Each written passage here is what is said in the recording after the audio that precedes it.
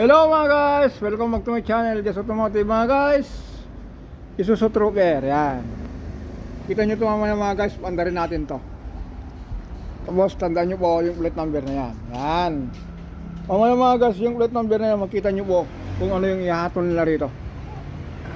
Yan, mag-reminder lang po tayo mga guys sa mga kasama natin mga mekaniko. Minsan po kasi mga guys, meron tayong pananalita na medyo nakakasira sa ating gawain. Ayan, magpa-under muna tayo. Yan, check engine. Tignan natin mga guys kung may maiwan dyan. Wala po na. Tapos yung bomba ng langis, almost kalahati. Ang naiwan na ilaw, yung handbrake at saka yung seatbelt. Yung voltahe po 13. Ngayon mga guys, ang minor nyo po nasa 800 yan o 700. Yung bomba po nasa yan, malamig po nasa 6. Ngayon mga guys, pag-usapan natin to. Kasi po ito po yung galing Quezon. Pero di bali po mga guys, makita nyo to mamaya kung ano yung hinatol na rito. Pakinggan nyo po, meron tayong rito, meron akong ipapakita na video rito kasi yung plate number na to. Pero bago natin mga guys, patayin yung makina, tignan muna natin yung tignan muna natin yung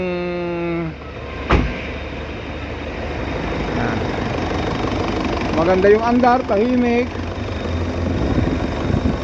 Ito po, wala nang bulwak na malakas. Yung sabi na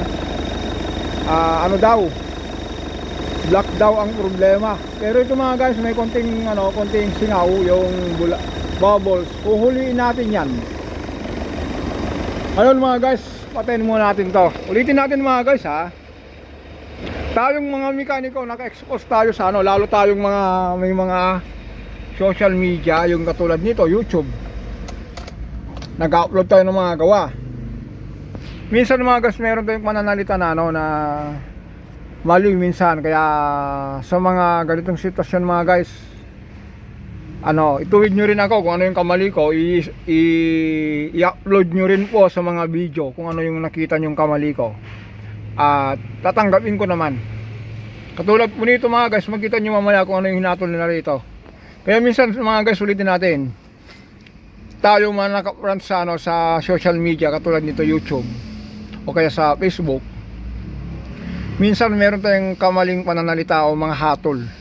Kaya minsan hindi natin pwedeng maiwasan yung daldal lang daldal.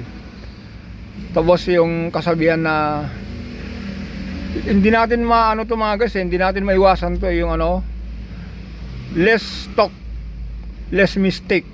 Ngayon mga guys, kung nag-upload tayo ng video na hindi tayo nagsasalita para sabihin nilang anong klase naman tong nag-upload nito, parang pipi o kaya bingi o kaya language, sign language na lang yata ang kailangan dito. Wala din naman tayo gumamit na marunong ng sign language. Kaya ulitin natin mga guys, itong social media, YouTube, Facebook, hindi natin maiwasan yung talk, yung mananalita. Hindi natin pwedeng yung less talk, less mistake. Less talk, less mistake. Yan, hindi natin hindi applicable sa atin mga guys na gumagawa ng YouTube channel yan. Kaya kailangan natin magdaldal dahil ito naman po ang trabaho natin, magdadaldal. Kasi ang issue nito guys, sabi po yung may-ari nito, yung taga Quezon, Sir Jess, pinatop overhaul ko yung sasakyan ko. Nung una po, yun lang, may bubbles lang ng konti rito. Pero nung pinatop overhaul ko, naghalo yung tubig at saka langis. Bakit ganon? Ang problema lang dati, kuya, sabi niya, may konting bubbles lang yan, katulad niyan. Nung pina-overhaul ko, pinamasin shop naman daw yung cylinder head. Bakit bumubulwak na yung radiator, tapos sasabihin ng mekaniko, black na daw problema. Okay, di bale mga guys, pakinggan muna natin yung sinabi yung gumawa nito, kaya yung comment yung mga gumawa nito. Parang tatlo yata sila. Pakinggan natin. Tapos tignan natin mga guys kung saan nanggaling. Makikita nyo po dito, hinatak nila po ito, dinala galing po, hiwa-hiwalay, bino na lang natin to. Kaya, unahin natin muna mga guys yung mga capture, yung mga picture po na kung saan nanggaling to, galing Quezon Mauban. Tapos yung mga makina niya po na ano na hiwa-hiwalay. Tapos yung comment po yung gumawa yung ano, yung nagbubulwak dito kung ano sasabihin niya. Okay, abangan nyo mga guys. Okay, sige, tignan nyo na. Okay.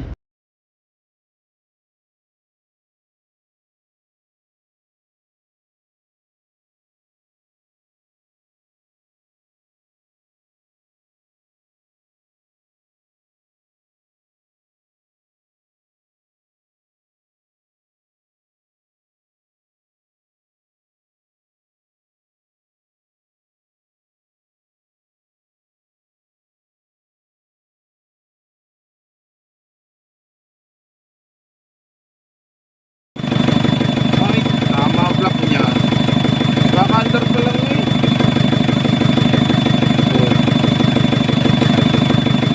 Malakas! Oo.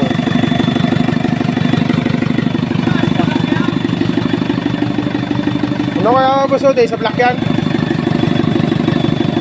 Ay, hindi ba? Mga under pa nga lang kanina, wala nang tubig. Lalabas na agad yung usok na yan. Oo. Ano? Oo. Alam mo yung usok na yan? Galing sa compression niya. Narinig nyo mga guys, sabi, ano, lakas, kanina, wala pang tubig yan, umuusok na.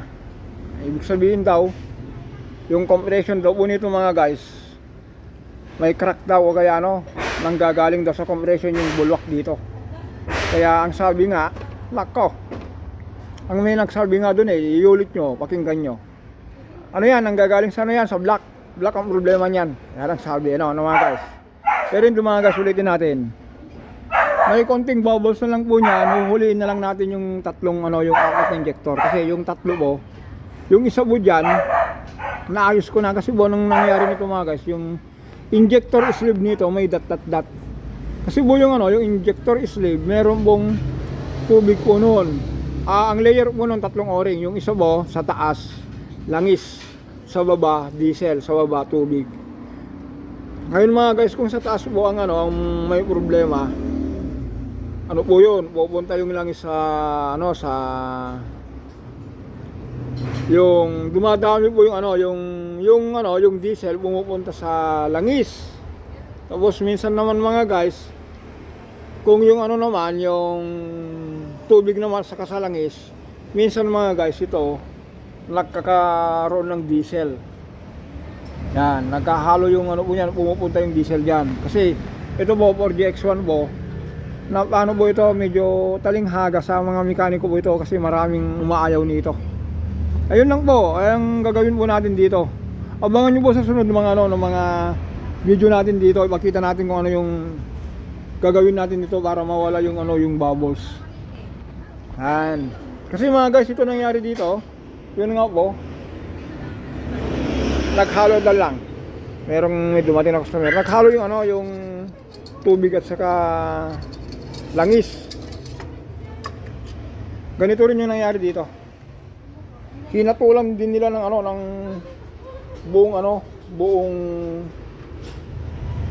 oil cooler. Starex po ito. Pero naging problema lang po, head gasket lang.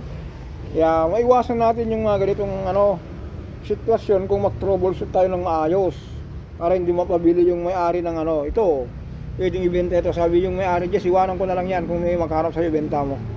Ito Starex po, oil cooler, walang problema yan, pwede kayo mag-PM sa akin, ibenta natin yan kasi iniwan naman ng may-ari.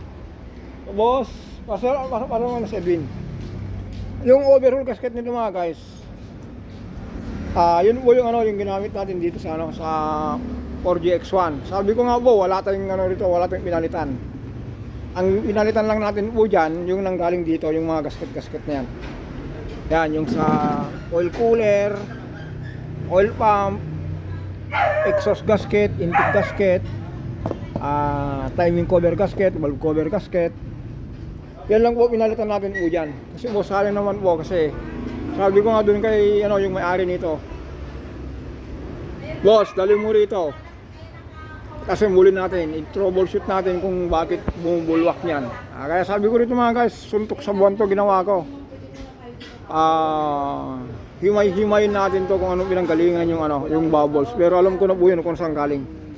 Doon sa injector sleeve. For the next video mga guys, abangan nyo. Ito troubleshoot natin yan. Okay, hanggang dito lang po tayo. Mga ka-troopers, tandaan nyo po. Troubleshoot ang gagawin natin dito. Okay, bye-bye.